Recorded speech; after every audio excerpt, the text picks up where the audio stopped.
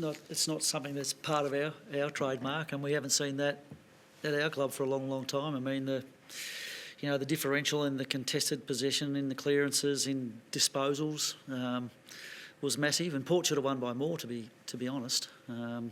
Hard to explain.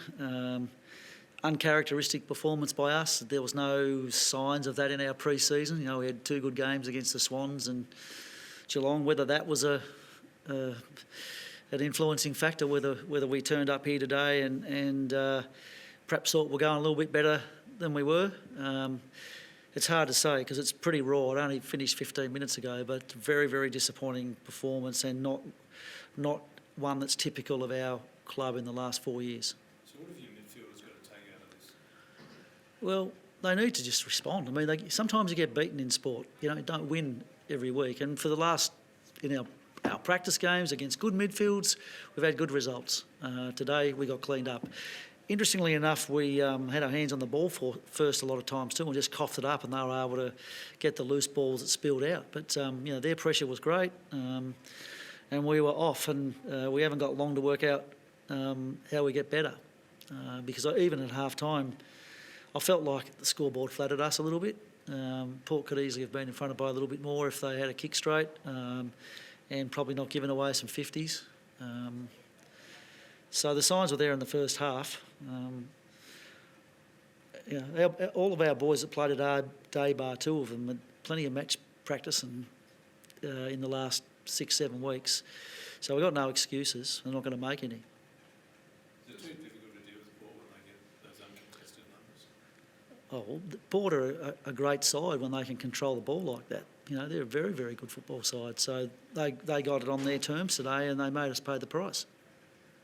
A function of that obviously was your struggles going forward and finding a dominant forward for most of the game, I'm assuming. Yeah, and that's the same group of players that have been very, very good against Port in the last few years, and it's the same group of players that Port had playing in their back line that have struggled against our forwards. So they were able to reverse the tables tonight, so well done to them. It's too easy just to say round 1 rust or anything like that. How will you deal with it, I guess? No, we came into the game with confidence on the back of our form. We should have. It was good, but perhaps that was the problem. For some reason or other, the effort wasn't there. Our reaction time was poor. All the things that we pride ourselves on were not evident. Yeah, I guess he'll be assessed, but he wasn't able to go back on, so that probably suggests that he'll be unavailable for a week or 2. Hopefully it's just a quick one. Sorry, round 1 historically seems to throw a few odd results when you look back on them. Is there an element of that? Can you take some solace in now? Well, I'm not so sure it's an odd result in the sense that it is an odd result in that Port won by so much. But it's not an odd result that they won. They're actually a very good football team, and they're hard to beat here. And it's been a while since we've played them here. That would be disrespectful to Port to say that. The bit that was odd was that we played so poorly.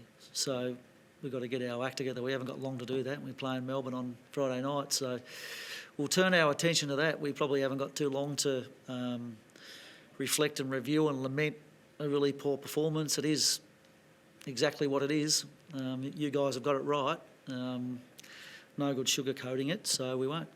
So Chris, in those previous 5 wins you had against Port, even when you were in trouble, you were able to find things, even those games at the Gabba where you'd switch something up in the midfield. Did you feel you just couldn't find enough? We tried quite a few things today, we took an extra number up to the stoppage. We put a player behind the ball for a while. We did various things, and then at 3/4 time we thought, well, we've got to try and score and get our game going. So we returned to the 6-6-6 setup. It was one of those days where nothing we seemed to try worked. What do you make of Canna's return to AFL? Yeah, he was probably one of our shining lights today. He did get a little bit of the ball. He gave us some counter attack. He was able to score himself. So he'll take a little bit of confidence out of that.